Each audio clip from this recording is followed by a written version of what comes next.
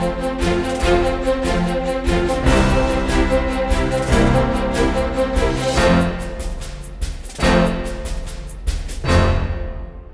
में यूपीएससी की तैयारी से संबंधित प्रोग्राम्स को देखने के लिए सब्सक्राइब करें स्टडी IQ-IAS हिंदी। नमस्कार, स्टडी IQ-IAS हिंदी में आप सभी का स्वागत है। मेरा नाम है मनीष श्रीवास्तव और मुद्दे की बात कार्यक्रम में आज हम बात करने वाले हैं मंदी और ले ऑफ्स के बारे में।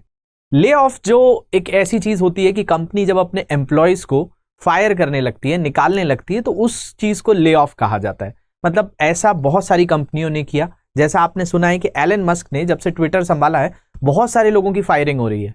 फेसबुक जो कि मेटा जो इनकी पेरेंट कंपनी है, इसके भी 11,000 एम्प्लॉयज को फायर कर दिया गया। अब जो नई खबर आई है, न्यूयॉर्क टाइम्स ने कहा है कि आने वाले सप्ताह में 10,000 एम्प्लॉयज को जो है अमेजॉन भी निकालेगी।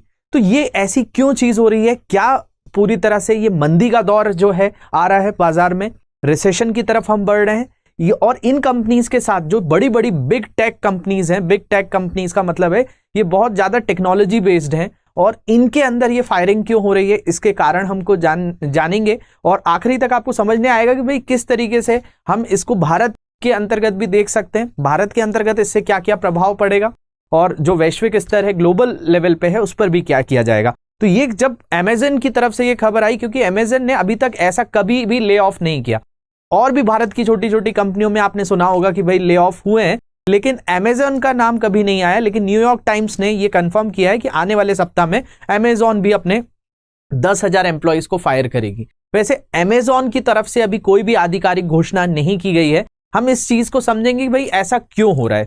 तो आज का हमारा एजेंडा यही है कि भाई जो मंदी हो रही है बाजार में वो क्यों हो रही है, जिसको रिसेशन कहा जाता है, और दूसरा जो मैंने कहा कि ये टर्म बहुत सुना होगा आपने, ले ऑफ। ले ऑफ वही है जिसमें एम्प्लॉयज को निकाल दिया जाता है। मतलब ऐसी घटना क्यों होती होगी कि कंपनी अपने एम्प्लॉयज को निकालती होगी, हम उस चीज को समझेंगे। तो देखिए, न्यूयॉर्क टाइम्स का ये आर्टिकल है, Amazon is said to plan to lay off thousands of employees. The job cuts approximately 10,000 which would start as soon as this week. मतलब न्यूयॉर्क टाइम ये कह रहा है कि इस सप्ताह से ही क्या होगा, 10,000 जो Amazon के एम्प्लॉय हैं उनको नौकरी गंवानी पड़ेगी। जितने भी इनके ग्लोबल सेटअप है, मतलब वैश्विक स्तर पर जहां जहां ये काम होता है उसकी बात की जा रही है। Would focus on the companies devices organisation, retail division and human resources. जो इनके बाकी धंधे हैं, बाकी काम हैं, उन पर ये ध्यान देगी और ये जो है अपनी कॉस्ट कटिंग के तौर पर ले ऑफ यहां पे करेगी। तो देखिए, समझते हैं ऐसा क्यों हो रहा है। तो अगर आप देखेंगे तो 2020 में जो है कोविड-19 महामारी आई। इसके कारण क्या हुआ, लोग घरों में जो है सीमित होने लगे, घरों से ही काम करने लगे। कई कंपनियों ने वर्क फ्रॉम होम कराना स्टार्ट कर दिया। बहुत सारी कंपनीज का जो है यहाँ पर बोला जाए तो पूरा का पूरा ऑनलाइन बिजनेस बहुत ज्यादा बूस्ट करने लगा, क्योंकि जब लोग जॉब पर जाते हैं तो उनको जो है बहुत सारी चीजों का यूज करना होता है। मान लिया जाए आप कहीं रहते हैं, अगर आप कहीं रहकर जॉब कर रहे हैं, मान लिया जाए कि आप अपने छोटे शहर से निकलकर किसी बड़े शहर में जाकर रह रहे हैं, तो क्या क्या चीजें होंगी। तो आप देखेंगे तो आपको कहीं पर रहना पड़ेगा, वहां पे कुछ खाना पीना पड़ेगा, ये आपकी जरूरत है, ये तो आपको वहां के ही मार्केट से लेना पड़ेगा। आप कितना ऑनलाइन करेंगे, मतलब ऑनलाइन भी करेंगे तो भी ऐसा तो नहीं होगा कि इससे पूरी की पूरी तरह से आप उन्हीं चीजों पर निर्भर करेंगे। हो सकता है आप आसपास भी खा लें, बिना ऑनलाइन ऑर्डर करके भी खाना खा लें। इसके अलावा जब आप आना जाने का प्रयोग करेंगे तो बेसिकली आप किसी ना किसी व्हीकल को यूज करेंगे, आप रहने के लिए कहीं ना कहीं कोई घर देखेंगे। ये सारी चीजें होती हैं। तो बेसिकली क्या होता है कि वहां का जो मार्केट होता है, जिस शहर में रह रहे हैं आप, कभी ना कभी तो उसके मार्केट में कुछ सामान खरीदने जाएंगे। लेकिन क्या होता है कि जब आपका पूरा का पूरा जॉब शेड्यूल पूरा घर पे ही बीत जाएगा तो बेसिकली आप ऑनलाइन शॉपिंग्स को ज्यादा ऑप्ट करेंगे। और ऐसा हुआ भी, जब लोगों कोविड-19 आने लगा तो उसके बाद लोगों ने घर से निकलना बंद किया और ऑनलाइन जो शॉपिंग थी उसमें बहुत ज्यादा उछाल आया। लेकिन अब धीरे धीरे जो सामान्य स्थिति हो रही है, तो सामान्य स्थिति में वापस से इकोनॉमिक्स का वही रूल लगता है, डिमांड और सप्लाई का। अब समझते हैं इस चीज से यहां पे मंदी का क्या दौर है और ये बिग टेक कंपनीज का ले ऑफ का क्या संबंध है। तो देखिए, मान लिया जाए कि कभी भी अगर डिमांड जो है वो आपकी बढ़ने लगे, अगर डिमांड किसी भी चीज की बढ़ती है तो क्या होता है, सप्लाई पे असर आता है, सप्लाई उसकी कम हो जाती है। अब सप्लाई जब कम होती है बेसिकली तो यही होता है कि उसके दाम बढ़ने लगते हैं। तो उससे क्या बढ़ती है, महंगाई बढ़ती है। ये एक सामान्य सी चीज आपने वस्तुओं में देखी होगी। लेकिन कहीं पर अगर किसी चीज की मांग कम हो रही है तो मांग कम होने से क्या होती है, उसकी सप्लाई बढ़ जाती है, लोग उसको ज्यादा नहीं ले रहे हैं, तो सप्लाई बढ़ने पर महंगाई नीचे आ जाती है। लेकिन आप कंपनी की तरफ से सोचकर देखिए, अगर आपने कोई कंपनी खोली है, अब कंपनी खोलने के बाद जब आपका जो प्रोडक्ट है वो मार्केट में बिक ही नहीं पा रहा, जिस स्तर पर बेचे जा रहा था उतना बिक ही नहीं रहा, तो आप क्या करेंगे? तो बेसिकली यहां पे यही चीजें आ रही हैं बिग टेक कंपनीज को। सारी जगहों पर हो रहा है डिमांड कम। अब डिमांड कम क्यों हो रही है? क्योंकि कोविड-19 महामारी जो है एक तरीके से काफी समय हो चुका है, लोगों ने धीरे धीरे अपने शहरों से निकलकर वापस ऑफिस ज्वाइन करना स्टार्ट कर दिया है। कई तरह की जो चीजें पहले थी उनकी रूटीन की वो चेंज होने लगी है। कई कंपनियों ने अपने एम्प्लॉइज का वर्क फ्रॉम होम कैंसिल कर दिया है, उनको ऑफिस जाके काम करना पड़ रहा है, लोग बाजारों में निकल रहे हैं। अब इस चीज के कारण क्या हो रहा है, ऑनलाइन शॉपिंग में कहीं ना कहीं गिरावट हुई है। तो ये भी एक बहुत बड़ी वजह है कि लोग जो है इन हैंडल्स को यूज करना थोड़ा कम कर रहे हैं। अपने आसपास के बाजार जो है धीरे धीरे खुल गए हैं, वहां पर भीड़ आ रही है, तो इनकी जो है डिमांड कहीं ना कहीं जो है कम हुई। अब डिमांड कम होने से इनके पास सप्लाई का तो कोई रूल ही नहीं है, क्योंकि अगर इनकी डिमांड कम होगी तो इनके पास रेवेन्यू कम आएगा। इनका राजस्व जो है डिमांड पर ही तो निर्भर है, तो इनका राजस्व अगर कम होगा तो कंपनी अपनी जेब से क्यों पैसा देगी? वो तो जितना भी उसका लाभ होता है, प्रॉफिट होता है, उसी से तो पैसा कमाकर लोगों को बांटती है, अपने एम्प्लॉयज को हायर करती है, अपना एक्सपेंशन करती है। अब यहां पर दिक्कत क्या हो रही है, जो कंपनी बड़ी बड़ी है उनके पास डिमांड कम हो रही है। अब डिमांड जब कम हो रही है तो पैसा कम आ रहा है, पैसा जहां कम आएगा तो एम्प्लॉय को कैसे देंगे? अब उसको बैलेंस करने के लिए क्या किया जा रहा है, उसको करने के लिए अपने एम्प्लॉयज को कट शॉर्ट किया जा रहा है, और यही चीज ले ऑफ कह रही है। तो मैंने जैसा आपको बताया, ऑनलाइन शॉपिंग यहां पर एक चीज थी जो एक बिग टेक कंपनीज, मतलब ऑनलाइन शॉपिंग में आप सोच रहे होंगे क्या हमारे सामान खरीदने से सारी चीजें निर्भर करती है, तो ऐसा नहीं है।